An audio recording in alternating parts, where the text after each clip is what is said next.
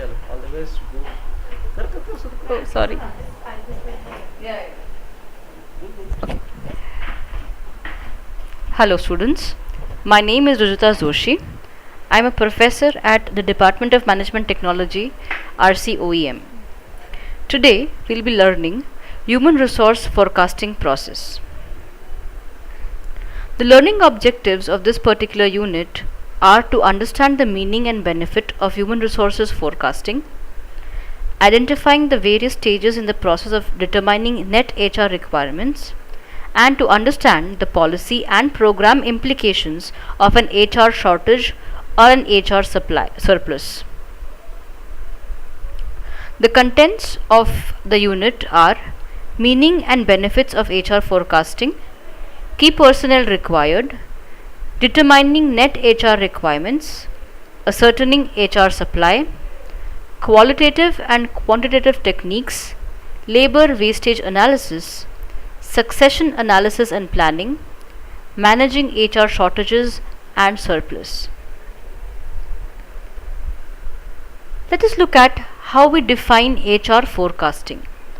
The textbook definition of HR forecasting defines HR forecasting as ascertaining the net requirement of personnel by determining the demand for and supply of human resources now and in the future. Focus on this particular definition. You will find that the demand has been placed before the supply of human resources. This implies that any HR forecasting process begins with the understanding or determining of the demand we have for the various human resources. This is followed by determining the supply that we have of the human resources. Just as every other HR planning process, HR forecasting also looks at HR forecasting of now, that is the present, and the future, that is what will happen in 5+ years.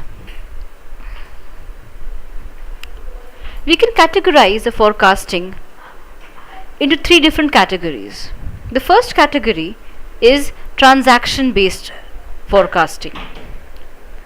The word transaction means exchange, that is, exchange of personnel from one department of the organization to the other, or between one branch of the organization to the other. This transaction is rooted internally and is derived by the organization itself. Hence, transaction based forecasting is internal and instituted by the organization. The second category is event based forecasting. Event based forecasting is triggered by the events that happen in our environment and hence are external in nature. An example of event based forecasting could be the changes that come in HR forecasting because of economic downturn. The third kind of forecasting is process based forecasting. Under this particular category, we are not focusing on any specific internal event but look at the general flow of the processes that happen in the organization. For example, we can look at the production process and determine at each step what is the requirement of the personnel.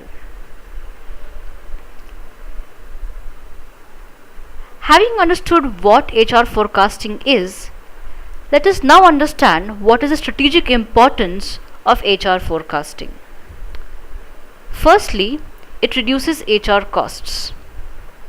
I'm sure you're aware how whenever we are looking at getting something in a very short term, it costs us more than when we plan for something. Take the example of a simple airline ticket. If you've planned your travel well ahead of time, you will get a ticket at half the cost of what it would cost you to take an emergency ticket today.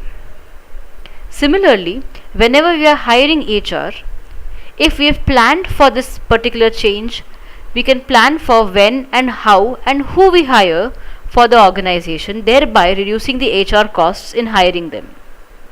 If not planned, this cost could be in terms of the salary that we pay to the employee, which may be higher than what we would have paid otherwise, or we might end up hiring a person with a skill set not exactly matching that of the requirement.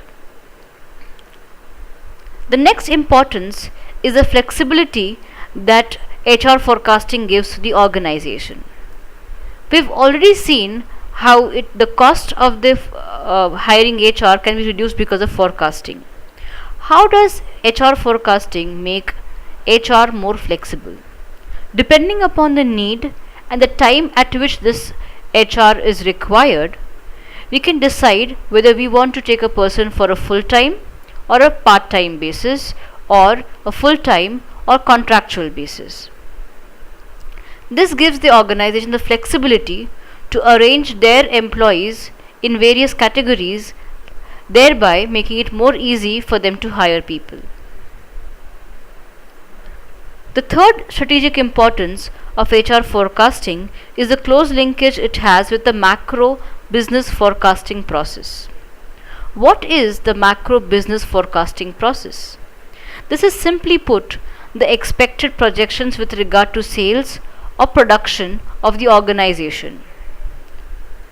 Depending on what projections that the sales department or the production department has, the HR department can now understand the HR requirements accordingly, thereby linking the HR to the business process and the vision and mission of the organization.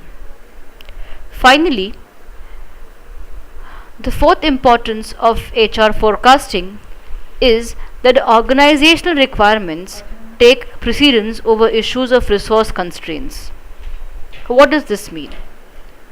At any given time, the organization may be not willing to pay for all the resources it requires. Hence, it becomes important for the HR to determine which positions need to be given precedence or importance over the other. For example, if 3 openings are there in the organization, all 3 may not have the same importance.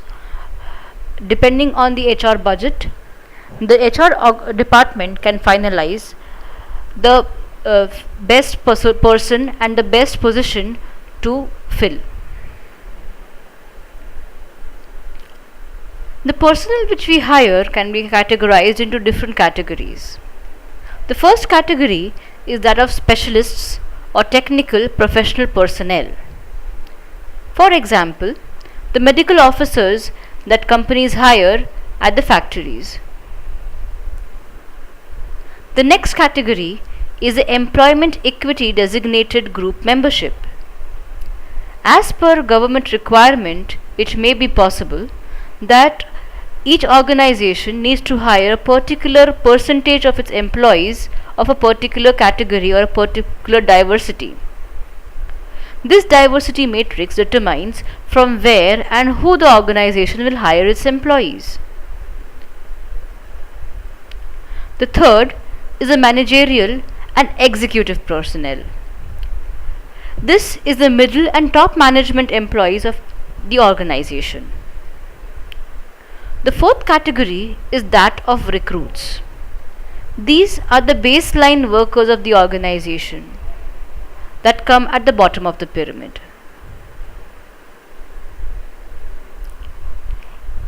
HR forecasting takes place over different time horizons, beginning from the present, that is now, to 5+ years in the future. The first time horizon is the current forecast, that is the immediate operational needs, that is the current operating cycle to a maximum of 1 year. It should be remembered that it is assumed that the organization has the optimal number of people at any given time. Any hirings made at this particular time may only be emergency hires. The next time horizon is a short-term forecast, the forecast that the organization has for the next 1 to 2 years of time. Then comes the medium-term forecast, which forecasts from 2 to up to 5 years into the future. Your short-term forecast will include your your medium term forecast of 2 to 5 years as well. The long term forecast is for 5 plus years into the future. Because it is a long term forecast, it needs to be extremely flexible, making way for whatever changes and contingencies that may occur during these 5 years. Remember that the long term forecast only gives the probable requirements into the future. 4 terminologies become important when we learn the time horizons in HR forecasting. The first is predictions. Prediction is a one-time forecast which any organization makes based on whatever information they have on the given date. Projections are based on past experiences of the organization and includes the information for 2 to 3 years from now. Next is scenarios. Different situations under which the organization and business will function separately or differently. For example, situations of high economic growth where your projected business may be more than what you project or predict, or an economic downturn where your projections are higher than what you actually achieve. Because of different scenarios being in place, the fourth term, contingency planning, becomes important.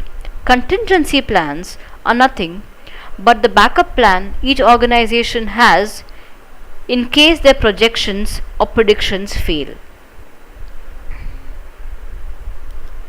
Now we come to the determining of the net HR requirement. How do we determine the net HR requirement? The first step is to determine the HR demand. In order to calculate the total demand, we need to first understand what is the demand which is provided by the subunits of the organization. This could be the various departments or branches of the organization. The next step is to understand if there are any planned changes that the organization plans to do in the future. For example, opening up a new branch in the future. Finally, what is the replacement of non-productive paid time? What is non-productive paid time? This is that time where no work is getting done, however, payment towards salaries is still getting made. An example of this is a maternity leave, which extends up to 4 months in India. How does the organization plan to make up for the replacement of this non-productive paid time of the employee? A total of all these 3 requirements gives us the net HR demand.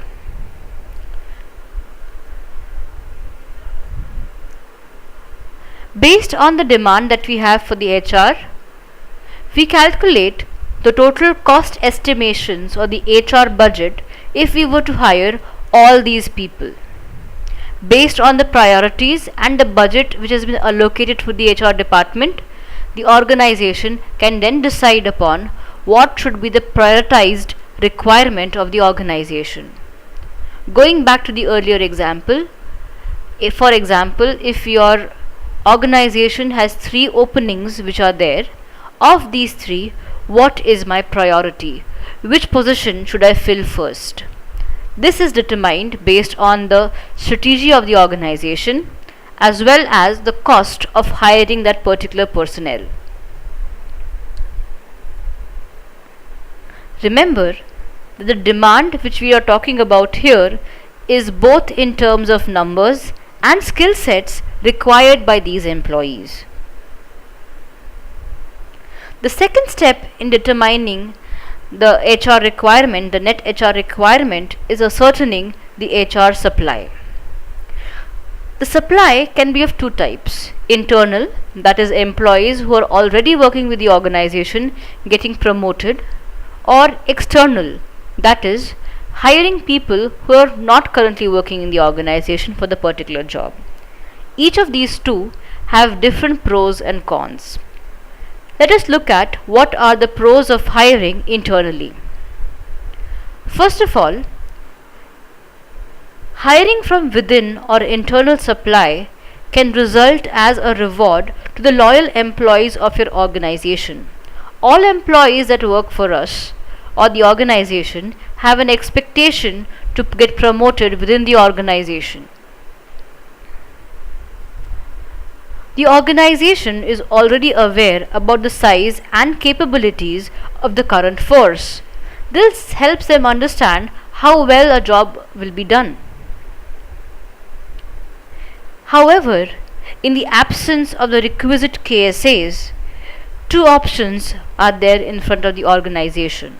The first is to retrain the current employees, that is, to provide training and development based on the KSAs to the employees who are there in the organization. And the second is to recruit from external sources. This brings us to understand what are the advantages of hiring external people, that is, external supply. Hiring from outside or external supply leads to an expansion in the operations without increasing the efficiency of the employees working in the organization and thereby the efficiency of the organization itself. Next is to bring in competitive insights and creative techniques. Those employees who were earlier employed by other organizations bring with them the experience that they have gained in these organizations, some of which could be even your own competitors, and hence they will be able to provide some competitive insights into the working of your organization. The third is that internal candidates at times may be expensive, as employees who are already working for your organization will expect an increase in pay because of the promotion which they get. External supply can also help the organization lure in experts from their competitors. This particular process is called headhunting. Finally, if the organization wants to change the culture of the organization or the present practices of the organization, hiring from outside brings with them different cultures and different practices which can then be imbibed by the organization. With this, we come to an end to today's lecture. Thank you.